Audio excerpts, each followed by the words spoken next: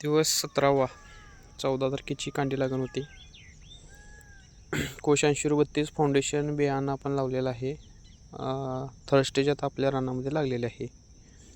तर दिवस 17व्या दिवशी जर्मिनेशन जर तुम्ही बघितला तर 95% आसपास जर्मिनेटर झालेलं आहे, म्हणजे कांडी उगवलेली आहे सगळी टोटल.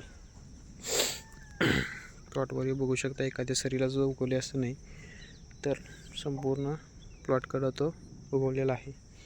शेतकऱ्यांना मला सांगणं आहे की जे मोठे शेतकरी ज्यांचं क्षेत्र जास्त आहे त्यांनी फाउंडेशन बियाणं चांगलं घेऊन आणून जर लावलं तर कमी खर्चामध्ये आपल्या उत्पादनाची वाढ चांगल्या प्रकारे होऊ शकते. त्याचं कारणच की रेग्युलर कांडे जर लागले तर इतकं जर्मिनेशन 15 ते 17 दिवसात तुम्हाला बघायला मिळत नाही. शेंड्याकडच्या कांडीचं तेवढं बघायला मिळते, बुडक्याकडच्या कांडीचं बघायला मिळत नाही.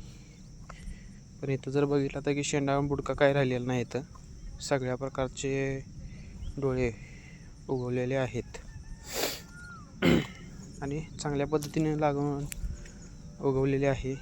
त्याची जर जाडी म्हणा किंवा कोंब उगवण्याची हे जर म्हटला तर अशा पद्धतीनं कोंब त्याचे बाहेर आलेत. इथं थोडंसं ते सशानं खायला चालू केलेलं आहे,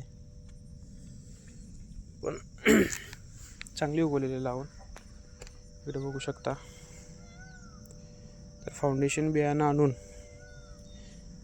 ओरिजिनल फाउंडेशन बियाणं बाहेर कोण सांगते म्हणून जर तुम्ही घेत असाल तर ते विश्वासपात्र आहे किंवा नाही याची गॅरंटी तुम्ही देऊ शकत नाही, किंवा आम्हीही कोणी देऊ शकत नाही.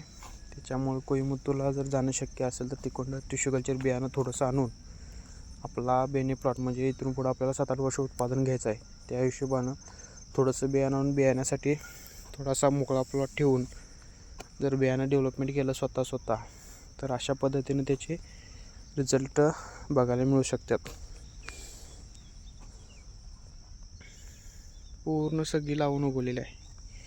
कुठंच मला असं जाणवत नाही की बाबा इथं गॅप पडेल. तिथं फक्त थोडं सशान खाली अशा ठिकाणीच गॅप पडेल. सशासाठी पण आपण तार औषध मारलेलं आहे त्या बांधाकडे, तो पण थोडासा कमी प्रमाणात येईल खायचा.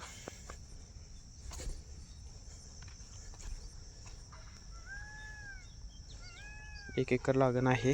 बघूया, प्लॉटचे रेग्युलर अपडेट्स आपल्या ग्रुपवर टाकत राहणार आहे मी, कारण की टिश्यू कल्चरपासून आणलेल्या बियाण्याचा बेने प्लॉट तयार करून आपण हे बेन आपल्या आता प्लॉटमध्ये लावलेला आहे.